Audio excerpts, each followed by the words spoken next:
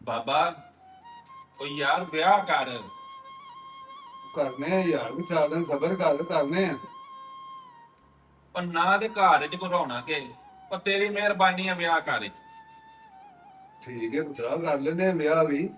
ਉਹ 10 ਦਿਨ ਕੱਢ। ਉਹ ਯਾਰ ਸਬਰ ਨਹੀਂ ਹੁੰਦਾ ਹੁਣ। ਤੂੰ ਵਿਆਹ ਕਰ, ਤੇਰੀ ਮਿਹਰਬਾਨੀ ਆ, ਵਿਆਹ ਕਰ। ਚਲੋ ਠੀਕ ਹੈ, ਫਿਰ ਮੈਂ ਕੁਝ ਕਰਨਾ।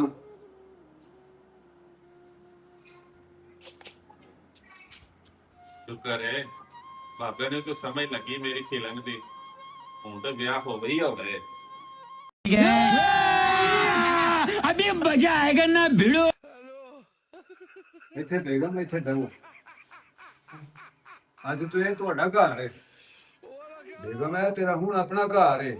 ਇਹ ਜੁੱਤੀ ਲਾ ਕੇ ਉੱਤੇ ਬਹਿ, ਉੱਤੇ ਹੋ, ਸਹੀ ਹੋ ਕੇ ਬਹਿ।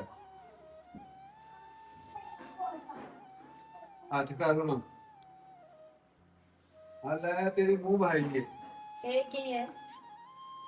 ਇਹ ਚਾਬੀਆਂ ਨੇ ਇਸ ਘਰ ਦੇ ਖਜ਼ਾਨੇ ਦੀਆਂ। ਅੱਛਾ। ਹਾਂ,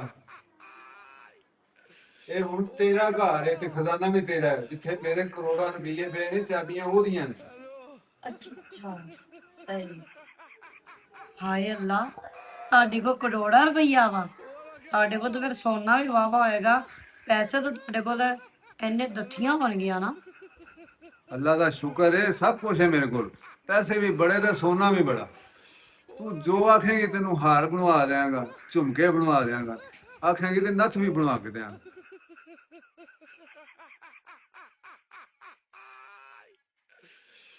ਉਹ ਬਾਬਾ ਇਹ ਕੌਣ ਈ? ਉਹ ਬਹਿ ਇੱਥੇ। ਸ਼ਾਬਾਸ਼ ਹੈ ਵੀ ਤੇਰੇ। ਉਹ 6 ਮਹੀਨੇ ਹੋ ਗਏ ਨੂੰ ਤੂੰ ਮੇਰੇ ਮਗਰ ਲੱਗਾ ਹੈ, ਵਿਆਹ ਕਰ ਵਿਆਹ ਕਰ। ਉਹ ਜੇ ਮੈਂ ਹੁਣ ਵਿਆਹ ਕੀਤਾ ਤੇ ਅੱਗੋਂ ਤੂੰ ਪੁੱਛਣੀ ਹੈ ਇਹ ਕੌਣ ਹੈ? ਓਏ ਤੇਰੀ ਮਾਂ ਹੈ। ਅਗਾ ਹੋ ਪਿਆਰ ਲੈ।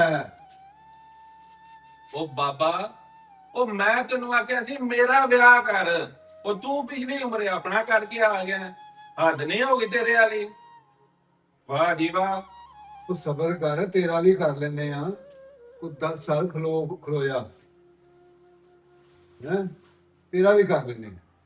ਤੂੰ ਬੜਾ ਕਾਲਾ ਹੈ। ਉੱਠ ਬੇਗਮ, ਅੰਦਰ ਚਲੀਏ। ਇਹਨੇ ਹੁੰਦੇ ਕਲੈਣ ਪਾਤਾ ਹੈ।